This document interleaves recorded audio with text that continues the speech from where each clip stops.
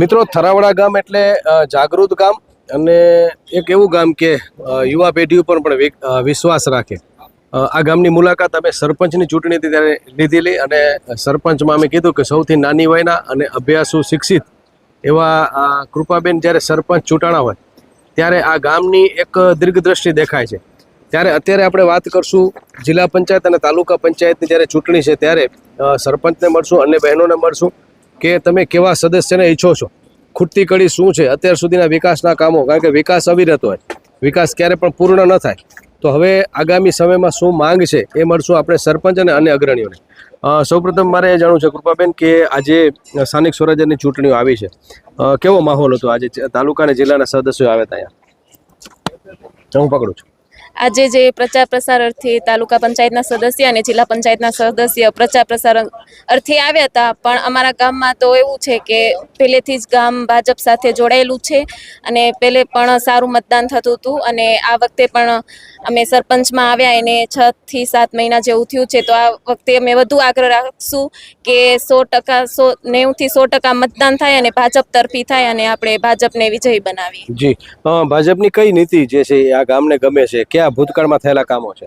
ભાજપની નીતિ એક છે કે મહિલાઓને આગળ લાવી, યુવાનોને આગળ લાવવા જેવી વિવિધ યોજનાઓ છે. એના તરફી આપને લાગે છે કે આપણે ભાજપની સરકાર લાવીએ અને આપણા ગામડાઓને, જિલ્લાઓને ને તાલુકાને સદ્ધર બનાવીએ. તાલુકા અને જિલ્લા પંચાયત એટલે કે એનો વિસ્તાર મોટો હોય છે. કુકમાં આ બેઠક છે જિલ્લા પંચાયતની, તાલુકા પંચાયત પણ જે છે તમારે આવે. ખેતી અને પશુપાલન આધારિત પ્રદેશ છે. તો ખેતી અને પશુપાલન માટે ભારતીય જનતા પાર્ટીની શું નેમ છે, શું વિચાર છે?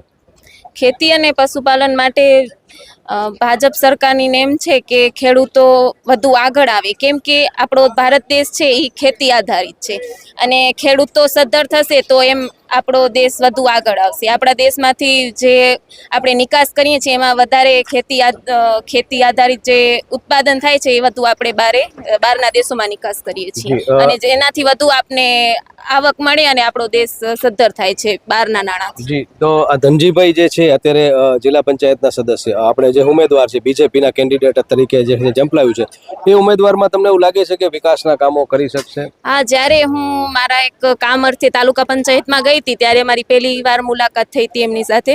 ત્યારે જે અમને પૂછ્યું કે તમે શું કામ અર્થે આવ્યા છો, મારે જેવું કંઈ કામ હોય તો મને જણાવજો. ત્યારથી થયું કે આ એમને સીટ મળે અને ઉમેદવાર તરીકે આવે અને આપણે એને વિજેતા બનાવીએ તો એની પાસે એક નેતૃત્વ હશે તો એ આપણા માટે એક સારું કામ કરશે, આપણા ગામડાઓને આપણે આગળ લાવી શકીશું. એટલે એમ કહી શકાય કૃપાબેનની પ્રાર્થના ફળી છે. હા. તો મિત્રો, જે એમ કહેવાય ને કે અમે બેઠા છીએ, ચિંતા ન કરજો, એવું કોઈ કીધેલું હોય ને તોય પણ આપણે એ શબ્દો આપણે ઉપયોગી થતા હોય છે અને એ જ્યારે કામ અર્થે ગયા હોતા અને ત્યારે એ ધનજીભાઈનો અનુભવ આજે યાદ આવે છે.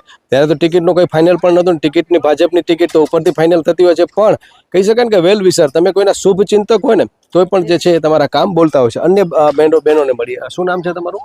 મારું નામ મંજુલાબેન જગદીશભાઈ ધોળુ. જી બેન, ખાસ કરીને કેવા ઉમેદવાર ઈચ્છો હવે આગામી 5 વર્ષમાં? ખૂટતી કડી શું છે આપણા વિસ્તારમાં? અમે ઉમેદવાર તો ભાજપના છે, ધનજીભાઈ છે, એને જ ઈચ્છી રહ્યા અને અમારા ગામ આજથી વર્ષોથી સુધી અમારું ગામ ભાજપી જ છે અને ભાજપી જ રહેશે.